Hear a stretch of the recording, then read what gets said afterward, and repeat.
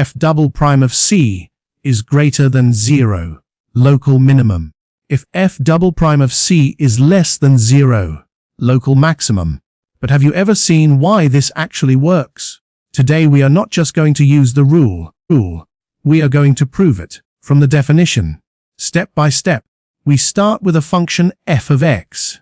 We assume it is differentiable, and we are interested in its behavior near a critical point c. Recall the definition of the first derivative. F prime of c equals the limit as x, e of x minus f of c, all divided by x minus c. This is the slope of the tangent at the point c. When this equals 0, c is a critical point, a candidate for a local maximum or minimum. Now the second derivative is defined the same way, but applied to f prime. F double prime of c equals the limit as x tends to c of f prime of x minus f prime of c, all divided by x minus c. This measures how the slope itself is changing near c. Here is the question we need to answer.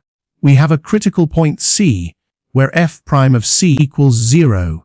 Is the function at a local minimum or a local maximum at this point? The curve on screen shows a concave down shape, suggesting a maximum.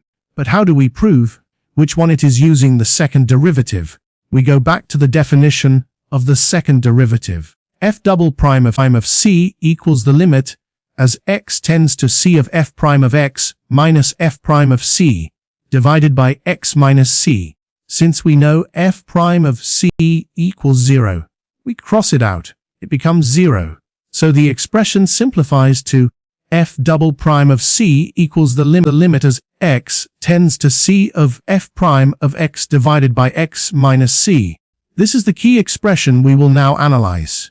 From this expression, two cases arise naturally. Case 1, f double prime of c is greater than 0. Case 2, f double prime of c is less than 0. Let us handle each case separately and see what they tell us about f prime of x near c. We are in case 1. F double prime of c is greater than 0. We know f double prime of c equals the limit as x tends to c of f prime of x divided by x minus c. Since this limit is positive, the sign of f prime of x and the sign of x minus c must be the same. Now consider x approaching c from the right. So x minus c is greater than 0.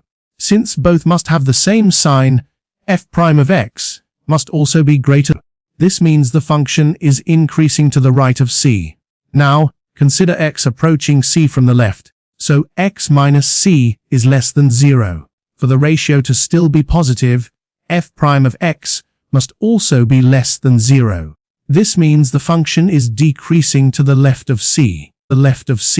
So the function decreases before c and increases after c. That is the definition of a local minimum. Therefore, when f double prime of c is greater than 0, the function has a local minimum at c. Now case 2, f double prime of c is less than 0. The limit is now negative, so f prime of x and x minus c must have opposite signs. When x minus c is greater than 0, meaning x is to the right of c, f prime of x must be less than 0. The function is decreasing to the right of c. When x minus c is less than 0, meaning x is to the left of c, f prime of x must be greater than 0. The function is increasing to the left of c, so the function increases before c and decreases after c. That is the definition of a local maximum. Therefore, when f double prime of c is less than 0, and has a local maximum at c. And that is the complete proof of the second derivative test. Not just a rule to memorize, but a result that comes directly from the definition of the derivative itself. The sign of f double prime tells us how the slope is changing, and that change in slope is exactly what determines whether we have a peak or a valley. If this proof made sense to you, like, share and subscribe. See you in the next